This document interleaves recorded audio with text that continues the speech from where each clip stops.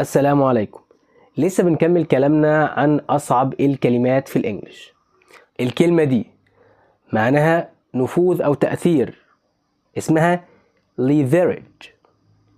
leverage leverage.